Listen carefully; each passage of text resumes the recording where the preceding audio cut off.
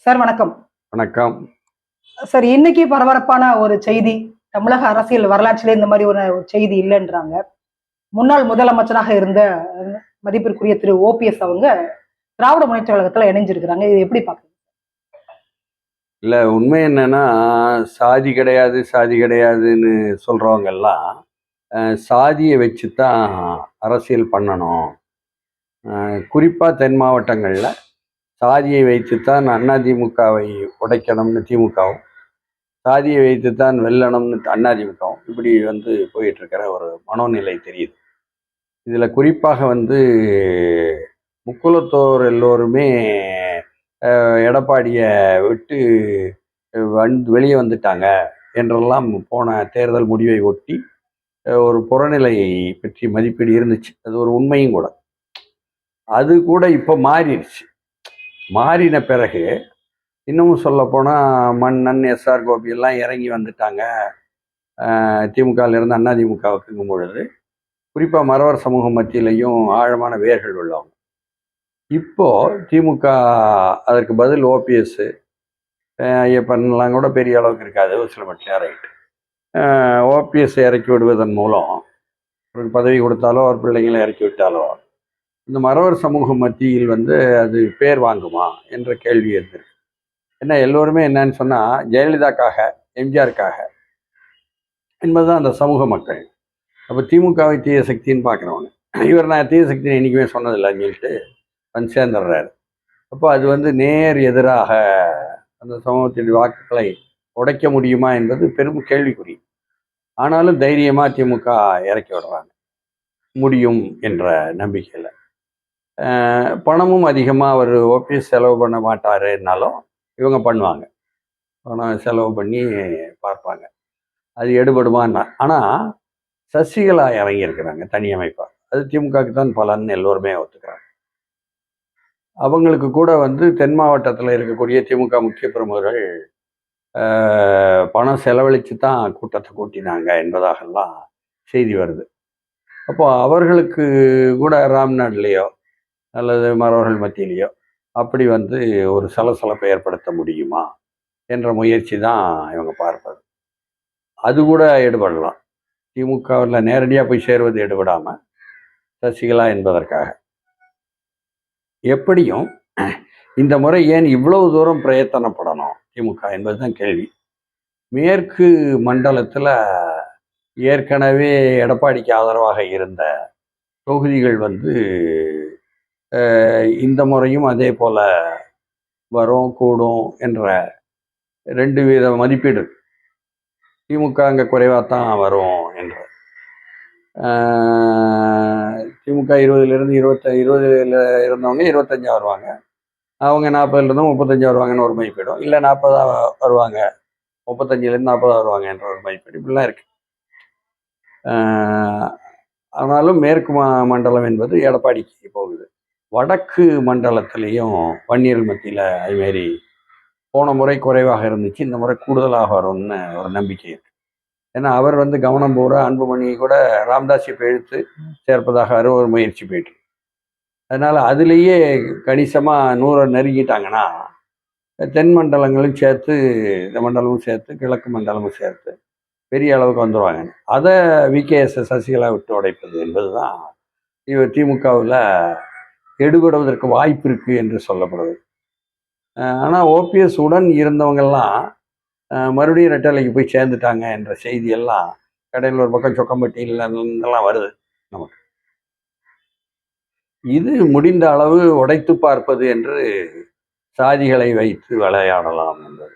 என்னன்னு சொன்னால் இதில் ஓபிஎஸ்க்கு எப்பொழுதுமே பின்னால் இருப்பது ஆடிட்டர் குருமூர்த்தி. அப்போது அவர்களை பொறுத்தவரை ஆர்எஸ்எஸ்ல உள்ள பார்ப்பனர்கள் பழனிசாமியை ஒரு தனித்து நின்ற வைக்கக்கூடாது.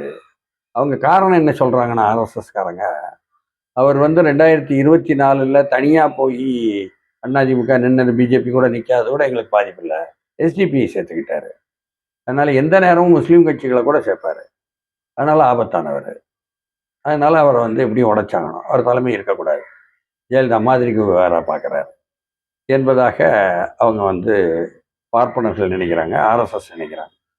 அதனால திமுகவினுடைய இந்த வேலைகளுக்கெல்லாம் வந்து ஆலோசனைகளோ அல்லது ஒத்துழைப்போ என்பதில் ஆர்எஸ்எஸ்ஸுக்கோ அல்லது பார்ப்பனர்களுக்கோ ஒரு பங்கு இருக்கு என்பது போலத்தான் இதை பார்க்கும் பொழுது தெரியுது. இதுதான் வந்து இவர்களுடைய முயற்சி.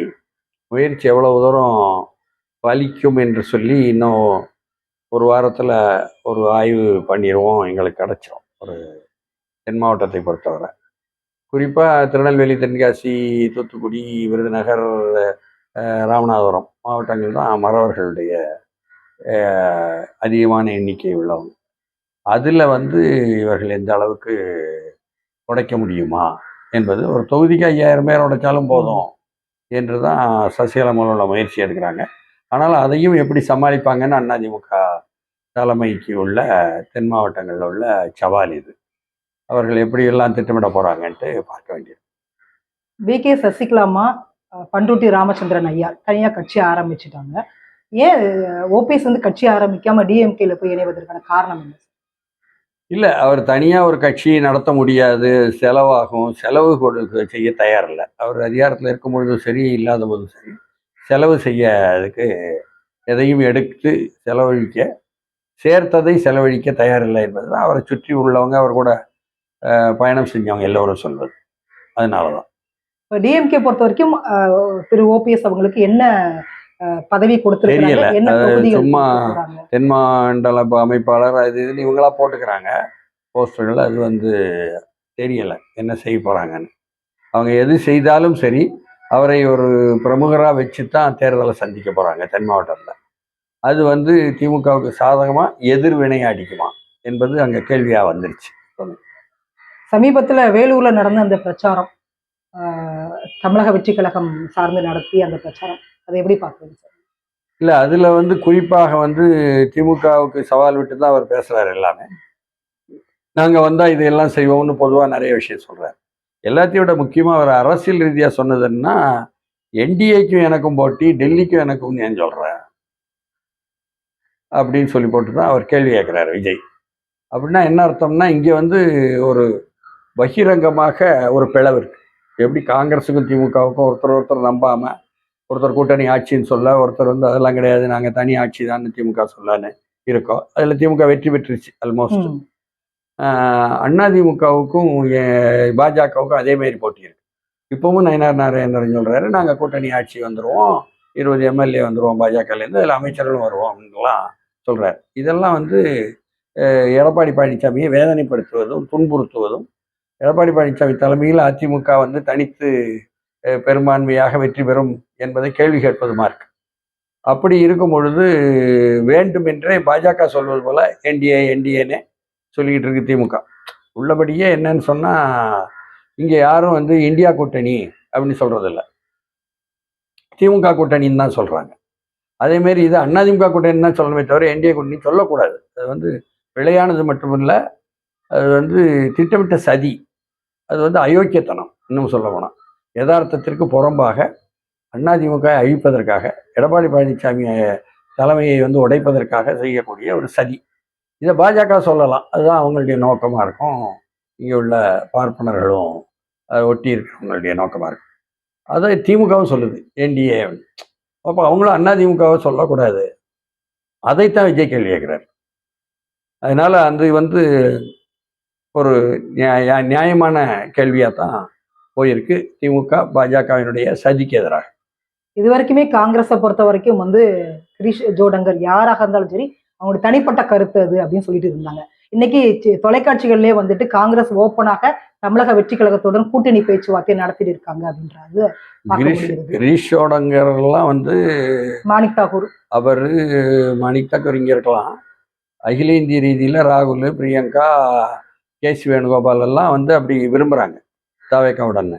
அதை வந்து சோனியா காந்தியும் மல்லிகார்ஜுன கார்கேயும் அடித்து ஜெயிச்சிட்டாங்க திமுக தான். ஆமாம், அவங்க வந்து மாநிலங்களவையில் ஒரு 27 சீட்டுக்கு குறைஞ்சா அவங்க எதிர்கட்சி அந்தஸ்து போயிடும். அதனால அவங்களுக்கு வந்து மாநிலங்களவை வேணும்னு கேட்டாங்க. அதை நேற்று அறிவிச்சிட்டாரு செல்வ பிறந்தகை, நாளையே திமுக ஆதரவில் விண்ணப்பம் கொடுக்கப்படும் மாநிலங்களவைக்கு அப்படின்னு.